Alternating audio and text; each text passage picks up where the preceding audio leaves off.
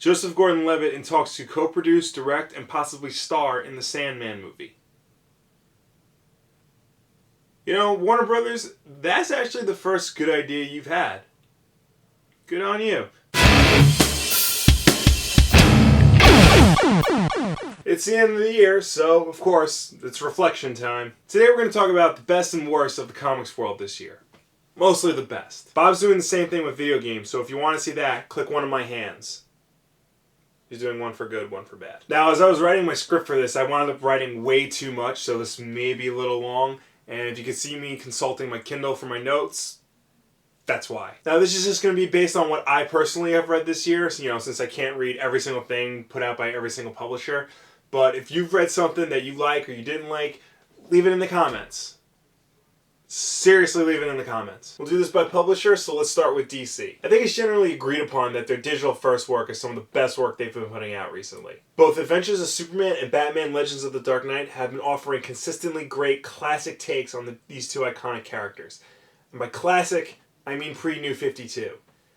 And by pre-New 52, I of course mean they have underwear on the outside of their uniforms. That makes a whole big difference. Also, Batman 66 and Batman Beyond 2.0 are some excellent books that take exactly what we loved about the TV shows and just keep them going in a way that doesn't feel tacked on. It just feels natural, like they're a part of that series. And they've always been a part of that series. There's also Smallville Season 11, and I really don't like Smallville, but if you did, I'm sure that series is fine. Perhaps the biggest runaway hit of DC's digital has been the Injustice tie-in comic. Injustice Gods Among Us was a pretty good game with a pretty good story, but these comics have just taken it to a whole nother level and have actually surpassed the story that was told in the video game. That never happens. Moving on to their mainline print books, Superman is finally headlining a really good comic. After about 2 years of the main Superman book not being very good, and of Action Comics quality wildly changing throughout, we finally have a good Superman book that he is the star in. Yes, I'm talking about Superman Wonder Woman. Now, you probably thought I was going to say Superman Unchained. And while that book's not bad, I will gladly argue that Superman Wonder Woman is leaps and bounds better than it. The Superman in Superman Wonder Woman is the Superman I want to see. He shows clear human emotions like fear and confidence, the whole gambit. Unchained is good, but there's always a lot going on in both the writing and the art. And I just like the simplicity of Superman and Wonder Woman a lot more. 2013 also marked the end of Geoff Johns' run on Green Lantern. A run that lasted 9 years. Allow me to put that in perspective for you. His first Green Lantern work came out in 2005. I was graduating high school. I now have a full-time job and car payments. Still live in my parents' house. His last story arc, Wrath of the First Lantern, honestly wasn't the best story. The final issue was just so big and epic and grand and full of emotion that it really was the perfect send-off. Johns also left Aquaman, where he did what nobody thought could be done, and made Aquaman awesome. I'm not trying to be facetious here. He really did make Aquaman cool. And he did it without a hook hand or that weird belly shirt armor he was wearing in the 90s, because the 90s. Now, Robert Venditti and Jeff Parker have taken over Green Lantern and Aquaman, respectively. And while I haven't read those story arcs, from what I've heard, they've been very good and have been very worthy follow-ups. So if you want to check those out, check those out. Now, in the world of Batman, Scott Snyder and Greg Capullo have been continuing their excellent work on the main title. They started the year strong with Death of the Family, and now they're continuing it into Zero Year, their epic retelling of Batman's origin. If you can only read one Batman book, make sure it's that one, because they've only ever put out one bad issue, and other than that, it's just been consistently great. On and on and on. It was that issue where they retell the I Will Become a Bat scene from year one, but it's just like this weird scene. He's like walking through a hologram of a cave and he's talking to himself, but like not in the way he did in Miller's work. It's just, I don't know. It wasn't for me. If you can read 2 Batman books, make sure you pick up Batman and Robin. Alright, enough of you. Let's talk Marvel. I'm going to give Marvel credit for this. They've really been committing to Superior Spider-Man. The series debuted back in January and has been shipping about 2 issues a month. And Dr. Octopus's mind has been in Peter Parker's body the whole time.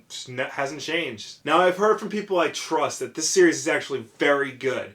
And it shows that an asshole like Octopus can slowly learn to be a hero, even if he's still isn't really a hero. That being said, I am still not reading the book because I think the idea is stupid. If this was a 5-issue story arc in Amazing Spider-Man, that would be fine. But the fact that they're treating this like this is the new status quo just makes you know that this is a stunt for stunt's sake. Plus, a new Spider-Man movie is coming out next year, and Peter Parker is Spider-Man. We all know Marvel loves to have their comics sync up with their movies, so Peter Parker will be back soon. So, it's all for nothing. Age of Ultron was a big Marvel event this year, and while it started out strong, it definitely went on for too long, and the ending was very anticlimactic. It seems like that series only had 2 purposes. 1, bring Galactus to the Ultimate Universe so they can end that line somehow. And 2, have a title for the next Avengers movie. A new Guardians of the Galaxy series came out in February, no doubt to try and get people prepped and ready for the movie coming out next year. The series hasn't been bad overall, and it's been selling quite well, but I definitely feel like if the movie fails, this book's going to disappear really quickly, so we'll see what happens. Moving on to the other publishers, 2013 may have been Image's best year ever. Like, seriously ever. They've been putting out books like Saga, Revival, East of West, Sex, Fatale, Peter Panzerfaust, Jupiter's Legacy, Lazarus, Satellite Sam, Manhattan Project, Sex Criminals, and of course Walking Dead and Invincible.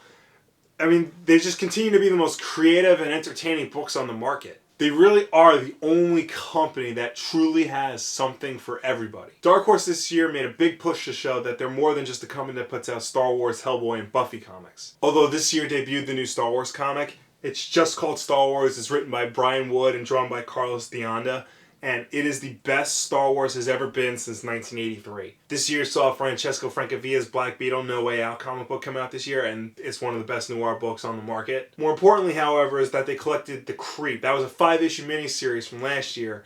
This year the trade came out, and that's the way you need to read it. If you are a fan of detective stories, or if you know anybody who's a fan of detective stories in any capacity, they need to read that book. Over at IDW, they've practically reinvented the way licensed comics are done this year. They went above and beyond what they had to do this year for the Doctor Who 50th anniversary, putting out book after book after book that just satisfied any Doctor Who fans' needs. Most importantly for IDW, their current Ninja Turtles series released their best story arc to date with City Fall. Teenage Mutant Ninja Turtles by Kevin Eastman and Tom Waltz was already one of my favorite books on the market, but City Fall just took it to a whole nother level.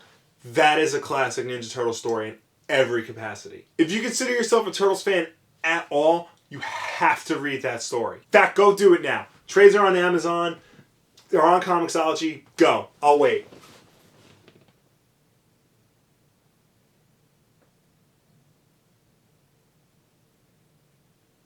No, I won't. Finally, Valiant Entertainment has really been the little comic publisher that could this year. They keep putting out quality books like Archer and Armstrong and X-O Manowar, and their second major crossover event, Unity, has been very good.